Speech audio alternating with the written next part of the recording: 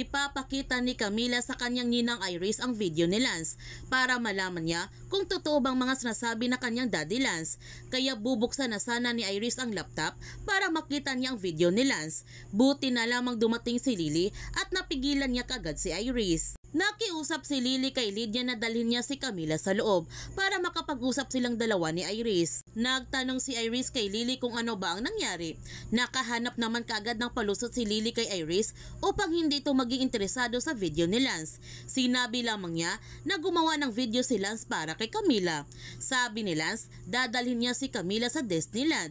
Nakita ni Camila ang kanyang ama, kaya na-miss ulit ng bata. Nagtanong si Iris bakit gustong-gusto pa ni Camila na ipakita sa kanya. Ang sagot ni Lily, kasi sinabi niya kay Camila na hindi nga siya madadala ng kanyang ama, baka si Ninang Iris pwede.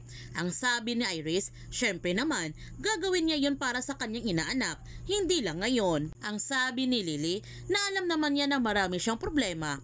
Ang sabi ni Iris, hindi siya ang madaming problema. Si Tyrone at si Jasmine Flores ang madaming problema. Hindi naman makapaniwala si Lily na ito si Jasmine Flores ay si Lavender pala.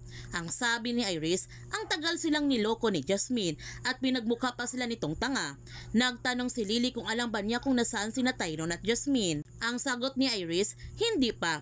Pero hindi magtatagal, malalaman rin niya ito. Ang ipinagtataka ni Iris, ano bang binabalak ni Jasmine at ni Tyrone? Bakit nila ginawa ang lahat ng yon? Bakit sila nanatiling malapit?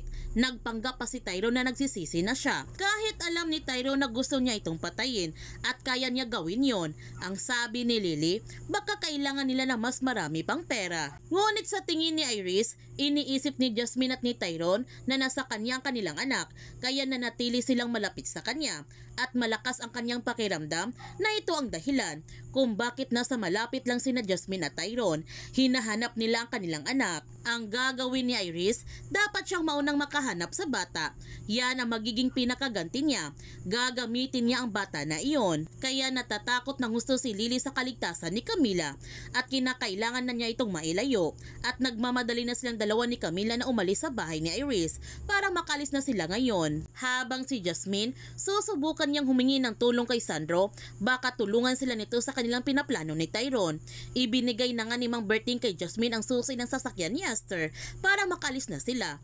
Ngunit hindi sana sasama si Tyrone dahil alam niya na hindi siya nito tutulungan ni Sandro. Sinabihan ni Jasmine si Tyrone, kailangan nila ng tulong ni Sandro. Di ba gusto niyang tumistigo? Makakatulong impormasyon na hawak ni Sandro. Kapag nakulong si Vito at si Iris, mariresolbahan rin ang kaso ng mag-ina ni Sandro. Ang sabi ni Tyrone, handa naman siya managot. Ang sa kanya lang, gusto niya masiguro na okay sila na kanilang anak. Kaya sasamahan na nga ni Tyrone si Jasmine papunta kay Sandro. Samantala, pinagalitan ni Vito si Harry dahil hinayaan niyang makaalis si Mira.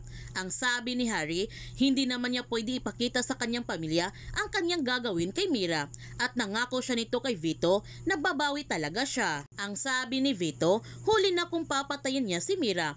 Lalo lamang sila madidiin. May naisip naman ibang plano si Harry para maklear silang dalawa nito.